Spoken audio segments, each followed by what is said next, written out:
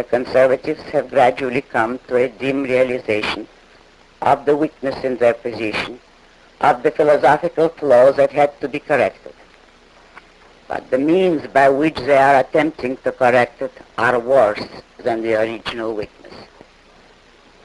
There are three interrelated arguments used by today's conservatives to justify capitalism, which can best be designated as the argument from faith, the argument from tradition, the argument from depravity.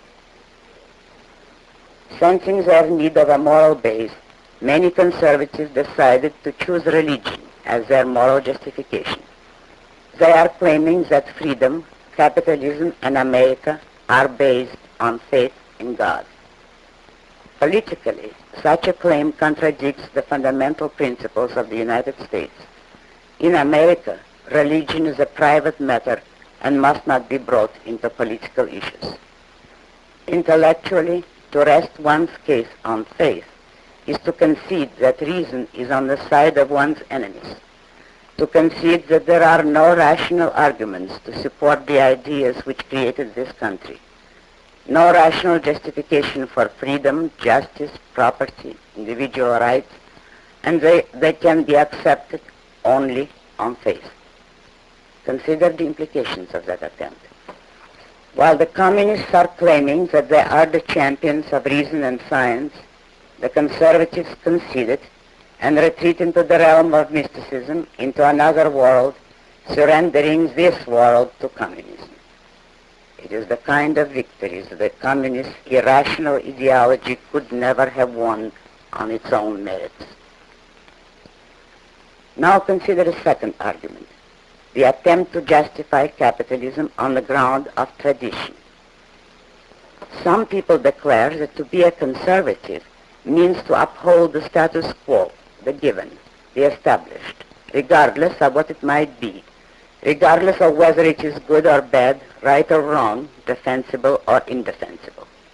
They declare that we must defend the American political system not because it is right, but because our ancestors chose it, not because it is good, but because it is old. America was created by men who broke with all political traditions and originated a system unprecedented in history, relying on nothing but the unaided power of their own intellect.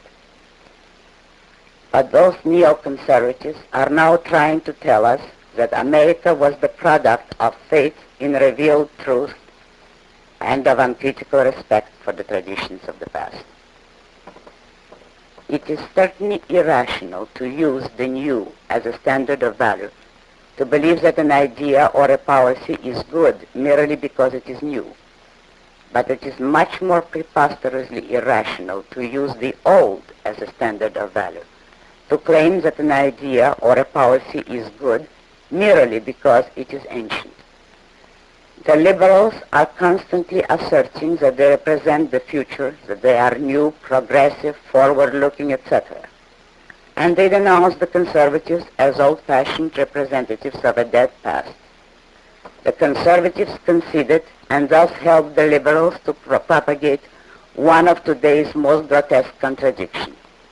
Collectivism and dictatorship, the frozen status society, is offered to us in the name of progress, while capitalism, the only free, dynamic, creative society ever devised, is defended in the name of passivity and stagnation.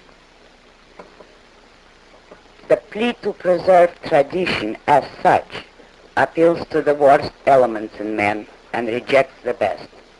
It appeals to fear, cowardice, conformity, self-doubt, and rejects creativeness, originality, independence, self-reliance.